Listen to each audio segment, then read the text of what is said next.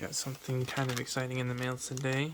Well, actually, it was 2 days ago. Saturday, May 20th, I believe. I saw this on Mercari, and it was, I don't remember what it was listed for, maybe like $45. I just messaged the seller and was like, hey, can you do 25? Because this thing is in pretty bad shape. I'll see if I can take a snapshot of the listing, and I'll probably try to put it in the video, but this right here is not salvageable. I'll have to use something else. Surprisingly, well, even this might not be salvageable, but the sticker is not too bad. Here's the sticker. You can see the imprint 04 or maybe 41 something. I don't know. I thought I was getting a completely trashed sticker, but this one's not too bad. So here's the board. Obviously it does not work. I showed a friend at work. He said that he thought this was probably Velcro. Could be. I mean, look at that. I don't know what that is. You can see the pins down here. Probably got some solder on them because there's no gold. It's like all silver. I don't know what they were trying to do. You can definitely see that just about every pin on this ROM or whatever this chip is bridged. So I'm pretty sure it's just an issue with the bridging pins. I'm not sure if there's an issue with traces being broken. Whoever tried to fix this tried to do a drag technique on the chip. I'll see if I can get it to focus. So you can see all those look bridged. The chips also look to be in pretty bad shape, so hopefully they aren't damaged, but we'll find out soon enough.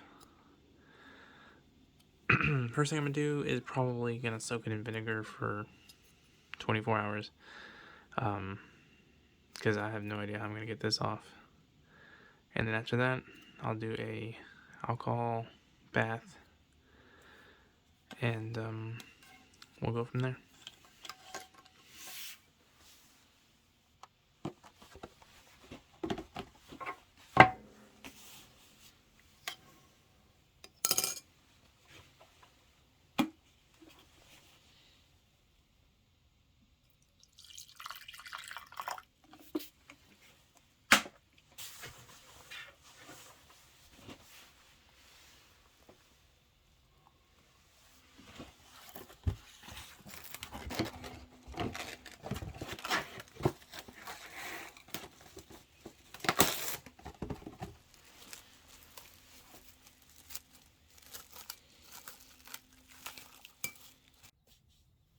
Alright, it's been about 15 hours of soaking.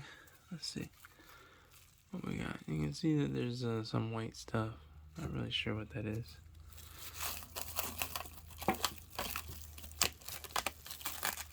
Just soaking in vinegar all night. Hopefully whatever that black stuff is will come off pretty easily. Let's see. So I'm gonna work at it with I don't know what I'm gonna scrape it with, but I'll be back after I'm done trying to scrape it off, and we'll soak it in some alcohol. Okay, bad news is this didn't come off with the vinegar, unfortunately. I wish it did, but it didn't. It's like a mixture of some insane super glue or something, I think. There's super glue here. So hopefully the alcohol will eat it away. Good news is, the chips were looking pretty awful earlier, but right now they don't look too bad. That could be because I got them wet with some water. So it just looks a bit cleaner for now, but when it dries, it won't look clean. I'm not sure, but they do look better, and it makes me believe that maybe they aren't beyond repair.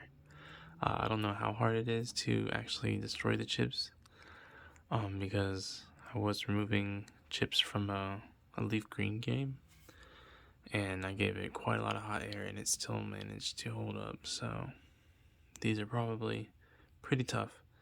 I would try to show you whether or not it works, but since I can obviously tell that a lot of these pins look bridged, I don't even want to try to see if it works. I'm sure the previous owner tried to see if it worked, but I still don't want to add any damage to what is already a pretty beat up game. So now we're going to soak it in alcohol for probably 10 hours while I'm at work.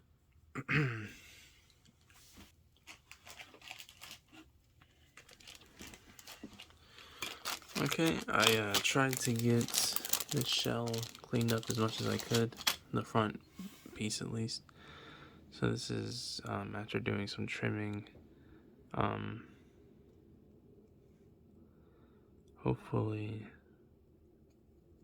shouldn't have any issues, but if it needs any more trimming or cleaning, I could try to give that a shot. I don't know what this person used.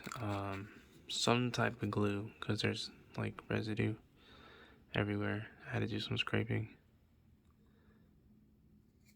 But I did try to salvage this front piece. Back piece is not really salvageable. So I'm just going to use the back piece of some random cart I have laying around. But that's the update for now. I'll see you guys in the next one. Alright.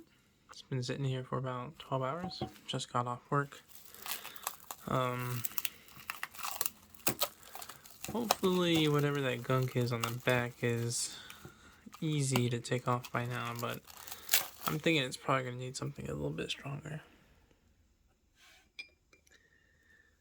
So this is what it looks like. Oh yeah. That's still pretty... I don't know what it is. That's a little gooey right here. I don't know what that is. But it's gooey. So, I don't know. Maybe some acetone. Or maybe I'll just heat it up real hot and see if I can't just remove it. But that's really all I can do at the moment. I'll probably try to take it off camera because I'm probably just going to have to go pretty ham on it. Here's the board. It looks nice when it's wet, but when it dries, it should look a little different. Let me see if I can try it.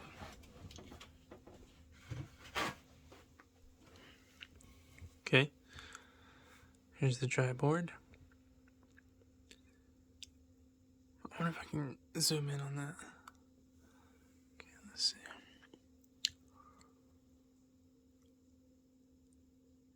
Yeah, that's completely bridged.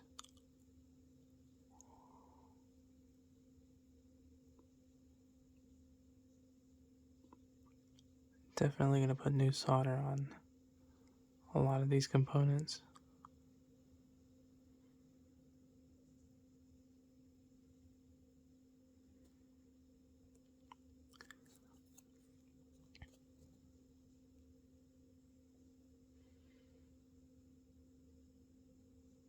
Alrighty. I'm pretty sure the next step will just be, I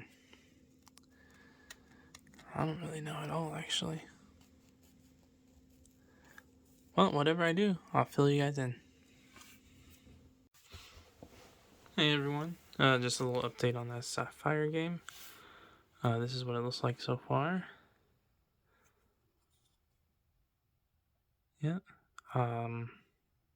Let's see. I think the last time you saw I had soaked it in isopropyl alcohol. After that I took it out, dried it off, tried to see if I could remove any of the Velcro / super glue. It didn't do anything. So, I just decided I'll try to go ahead and reflow those joints on the chips and see if I could get the game working. And while I was reflowing, I noticed that there were some pads missing, as you can see right there. I'm assuming this is the only thing that's wrong with the board.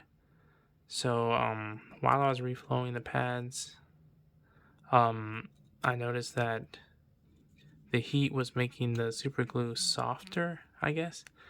So I was using the hot air station and I was able to slowly peel off that Velcro, but it was insanely slow. So I decided not to go that route.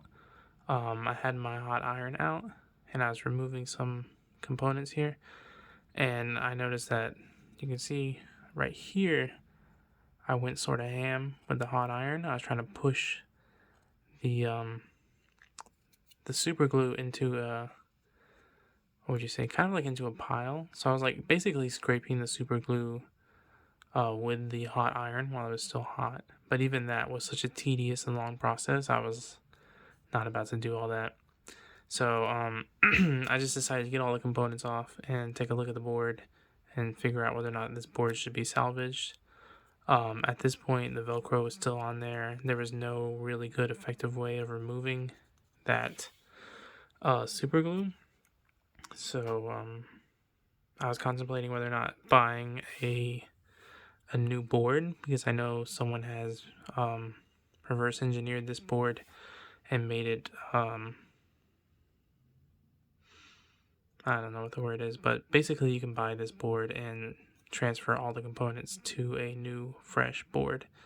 I really contemplated on doing that, but in the end I decided that this was supposed to be a budget game. I bought it for 30 and I kind of want to keep it at a budget. If I ended up buying the board, it would bring the total price up to about 42, probably $45. It's not something I want to spend on a Pokemon Sapphire game. So, since it is just these pads, unfortunately these are the smallest pads on the board, but I think I might try to just route some wire from these pads straight on off to the side. So basically it's a pretty straightforward fix, but I don't like doing small tedious things like that. Looks like it's 1, 2, 3, 4, 5, 6, 7 pads. I did check the continuity on that pad right there. There is continuity there, but all those other pads are obviously gone. So that's gonna be 7 wires. Probably gonna be a huge pain in the ass.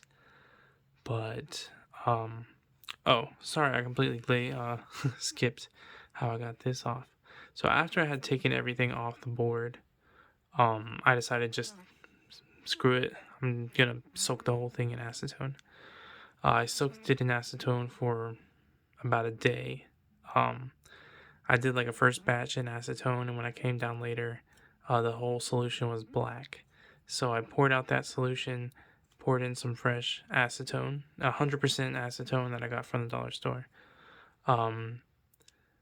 Let it sit for another 12 hours. So in total, it's about 24 hours. Got home from work, took it out, tried to remove the Velcro, no luck. I just assumed that acetone didn't do anything, and that's when I really started contemplating whether or not I should just buy a board. For 2 days, I didn't do anything with this. I was just contemplating whether or not to buy a board. But then I decided I'll just leave the Velcro on the back because I don't really care. And I'll just do the wires there. So today I was going to take a look at it, see if I could start putting some wires on here.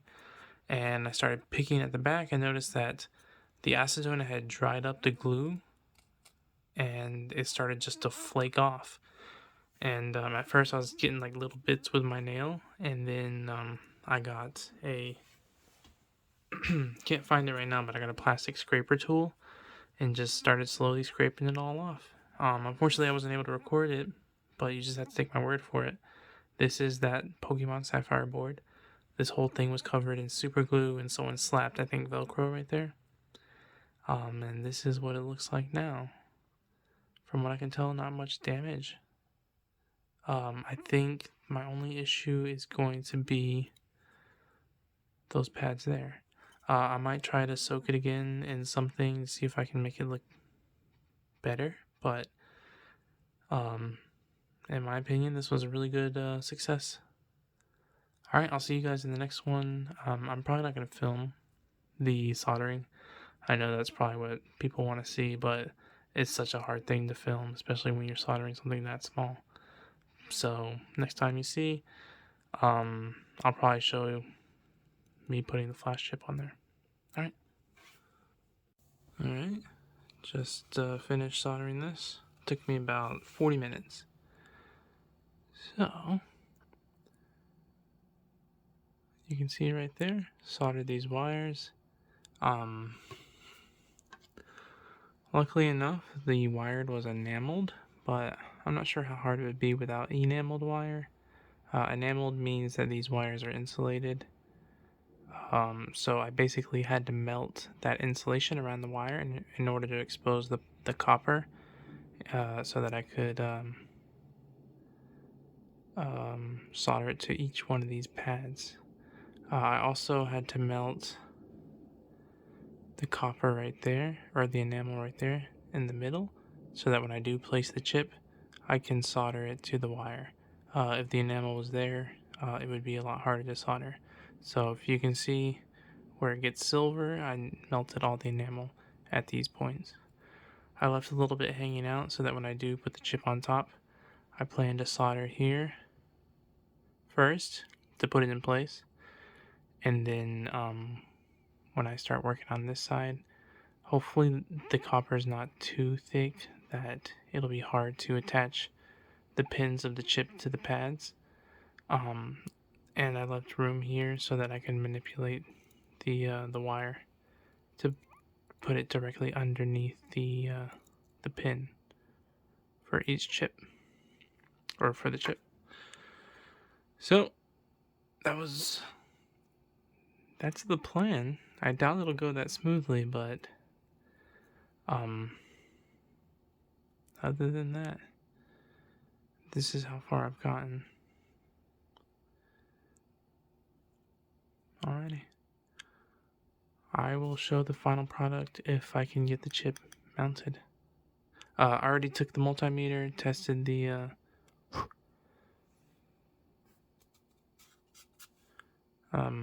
I already took the multimeter and tested the connectivity or the continuity from the exposed copper to each one of the pads, and they're all good. So all I gotta do now is just put the chip in. I got the wire from these Delta headphones. I kept these headphones knowing that they were garbage, but I knew I was going to be using wire soon because I'm always fixing stuff. So these came in clutch. Surprisingly, the wire inside these are enameled, so that's a plus. That way I don't have any shorting. It would be probably easy for these to get shorted underneath the chip, so since they're enameled, I think that makes my job a little easier. Alrighty. I'll see you guys after I'm done. Alright, everyone. It's still kind of stuck to the paper here, but this is me putting that chip back on. It took quite a lot of flux. As you can see, the board is stuck to the napkin, but I just used the multimeter, checked continuity with all the pins, and to my surprise, I actually got good connections. Surprisingly, this method worked.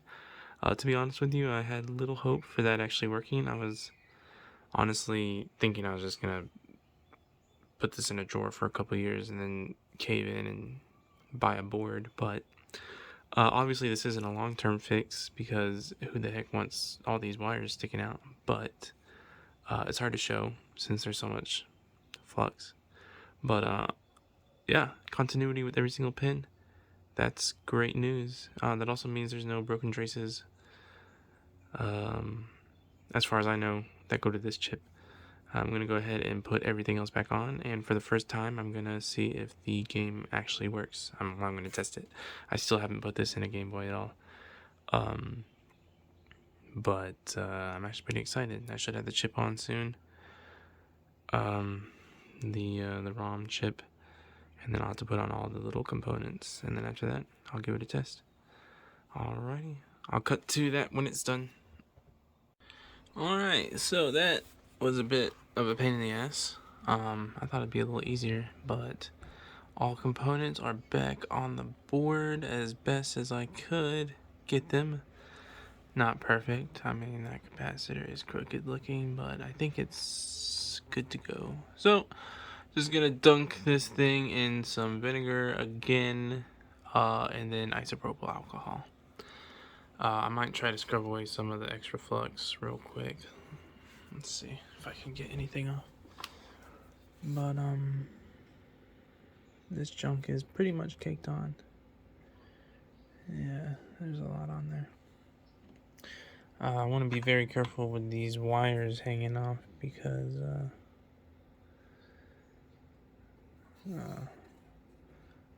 it's very fragile.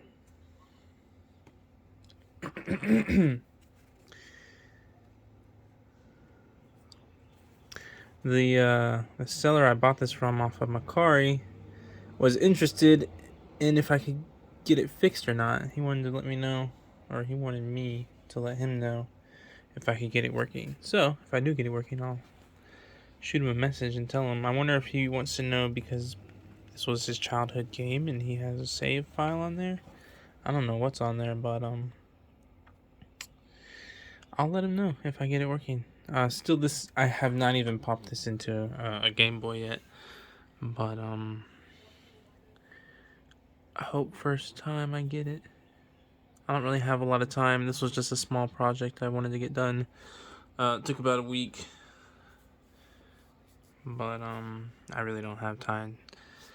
Unfortunately, I haven't been able really to get any of the any more materials to make USB-C and any adapters. Especially adapters, they take a lot of time. USB-C also takes a lot of time. But this was just a project I wanted to do for the time being. It didn't take too much time, but alright, I'm gonna go ahead and pour some vinegar in here, let it sit for the day, scrub it out, and then do the alcohol.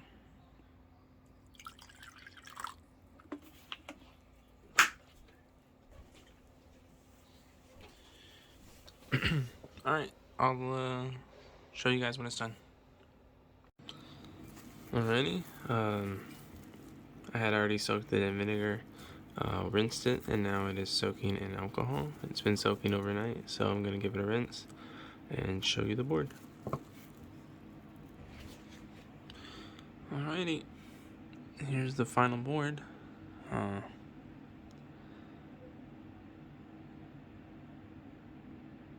Looks like the flux is all cleaned up, but I'm gonna have to check everything for continuity again before I plug it in. But I think it cleaned up pretty well considering how terrible it looked when it first came in. I wish I could do it side by side. I might try to. But I did a terrible job soldering on these components here. That's what I'm most worried about. I'm not too worried about the chips, although through the cleaning process I am worried that something here got loose because this is not the most stable connection. Once again, I am only doing this to, I guess, prove a point that I spent $30 on this game and no more. So if I were you and you did have something like this, I would probably say to get a new board. That would be like an extra $15 depending on who you buy it from. But this was just kind of an experiment and a fun project. Alright, I'm going to test all the pins and then I'll show you the first test to see if it boots. I'm pretty excited. Alright, the board is not 100% perfect, although I think all the pins are still held up pretty good. This capacitor right here I think needs to be touched up. Honestly, every single one of these components need to be touched up because they look horrible. But I think this capacitor was the only one that was not 100% connected to the board. I think that'll be enough for me to try and test it out. Hopefully nothing causes any real damage. I don't think it will, but I guess we'll learn. I gotta take the back off of a game because the back on this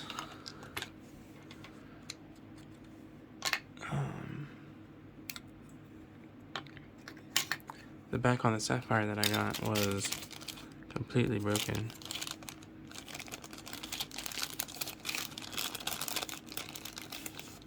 Alright, let's see.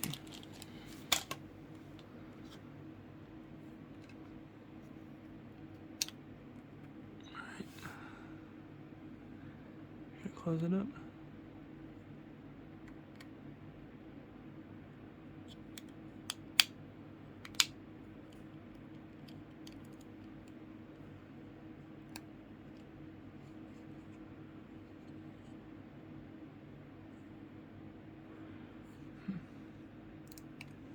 Okay, first test. Wish me luck.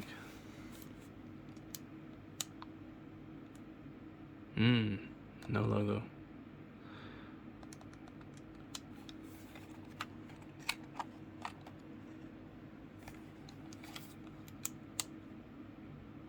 No logo again.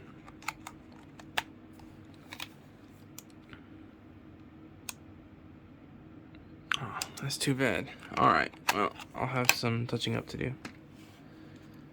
Alright, I left off doing the first trial with the Pokémon Sapphire, and that trial resulted in a non-working game. I was a little confused. I assumed that it was the components that I had soldered on, like the capacitors and the resistors. After doing a bunch of testing with the multimeter for continuity, there were a few of these components that were not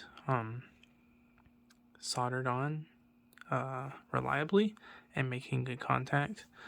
After doing that and doing multiple checks, they were eventually soldered on properly. I tested the game, did not work. I had full, what's the word? I had no doubt that this was not soldered at every single point. I went pretty good with the iron there to make sure that each pin was making contact with the pad. So I did not doubt this. This is, I assume, what is that called? Flash, I guess, the flash chip. Basically, this is what holds the save. So even if this wasn't soldered on properly, the game should have booted with the ROM chip soldered properly. So I went through a couple of the Sapphire games I had. Luckily, I have one. It did have a battery on earlier, but I took it off, and I was checking pins to one another, and I found that two of these pins right here, where it says C2, that dot, two of those pins had no connectivity or continuity to any of these pads down here. But when I tested it on here, it did. So, after doing a few more continuity tests, I found out that this right here has severed the lines. I didn't think that would be a, what's the word? I didn't think that would create a short, but it does create a short. There are two holes, or two vias, that do not make continuity with the vias here. So hopefully a few jumper wires will fix the issue, but I didn't notice this before, and even though things do look good, sometimes you just can't tell. I don't really have the time to be checking every single hole, so I'm just gonna find a problem, fix it, test it. I'm not gonna do a whole look at the board because I don't have a lot of time, but I'm just going to run some jumper wire, see if that fixes the issue with the continuity. But thankfully I have this reference board here that works. So I haven't checked all the pins on the ROM chip yet. I just stopped when I noticed that there were some that weren't making a connection with the pads there. So after I fix those connections, I'll test it. If it still doesn't work, I'll go back to trying to figure out what the issue is. I did find out that this pin right here is not making contact with that pad. Obviously these are a pain in the ass because they're so small. Unfortunately, I'll probably have to get more flux in there and do a whole rinse of the board because flux just gets everywhere. But I'll try to keep you guys updated.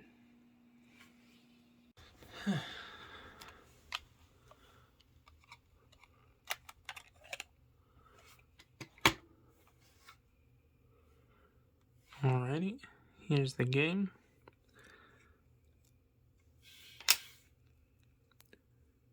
Thank God for enameled wire because that made this project a whole lot easier.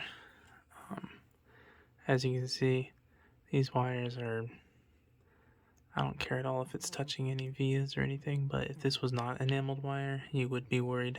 All of these wires are completing the connections. I think only 3 were not making connection. So that one goes there, that goes there. Thankfully, I had this board here in order to compare. So only 3 were not making connections. After I had connected those wires, everything was good on the ROM chip. So I went ahead, I put it in. I put it in the Game Boy. The logo, Nintendo logo came up, which was good, but it stayed on a white screen. And I couldn't understand why, because I thought that if everything was good on the ROM chip, it would go ahead and boot. And if there was something wrong with the flash chip, it would only have something to do with the save file, nothing to do with actually running the game. But I was wrong. Let's see. There were, I think, 2 pins on the flash chip that were not making contact with the pads. That one at the very bottom, right there, where the arrow's pointing, that one wasn't making contact. And I think it was the first or second. Let's see if I can see how far I can zoom in on that. Or, okay, well. So either the first, second, or third, I think it was the third one, was not making contact with the pad. So I went ahead and put the iron up to that to make contact. I did. The game booted up. It loaded, but it didn't have a save file. It did give the prompt that the battery was dead or whatever. I went ahead, played the game a little bit, picked my starter, and then I tried to save and it wouldn't save at all. So, I went ahead and went over this pin right here because I was just trying to see if the game would load. I didn't really think that everything needed to be connected on this, but that pin right there, the one at the very bottom, was responsible for loading the save file and creating a new save file. So when I did connect that final pin there, went ahead, booted into the game, it said that there was a save file. Unfortunately, the save file was only like an hour. So, or 2 minutes, I'm not sure. But the person I bought this from on Mercari was like, hey, let me know if you get the game, working. And that kind of drove me to get this game working because he had me thinking that this was maybe a childhood game that had a good save on it with some cool stuff. But unfortunately, that wasn't the case. So I'm going to go ahead and show you guys the final product and show you that it works. Let's see. I have this one over here, but we'll see. So this just came off of a junk game I had, this like Lego skateboard game. So I'm just gonna pop it in here. Okay, and then I think I'll use this cover. Actually, I don't even need a cover. I'm just gonna go ahead and put in the Game Boy like this. Let's see. Alright.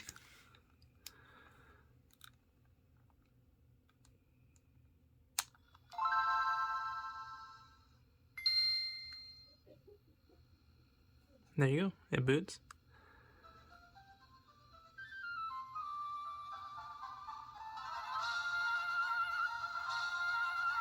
Sapphire version. Internal battery, blah blah blah. There we go, Sarah with 1 hour and 58 minutes. And I'm going to show you that it saves properly by catching a Pokemon. Let's see.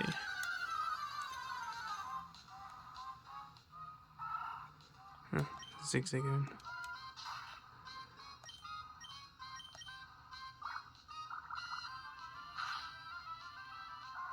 Okay. Oh.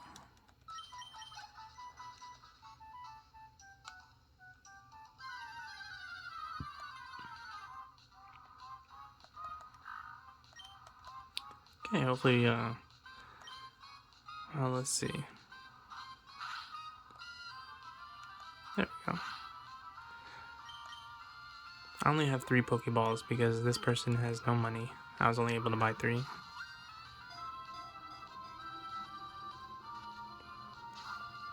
Wow.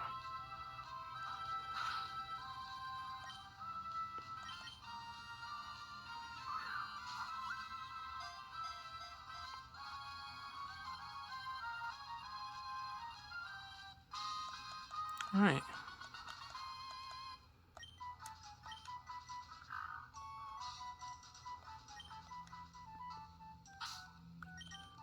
Okay, so we got all that.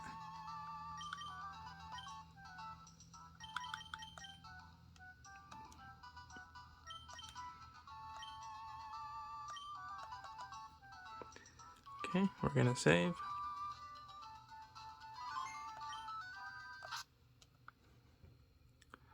Restart the game.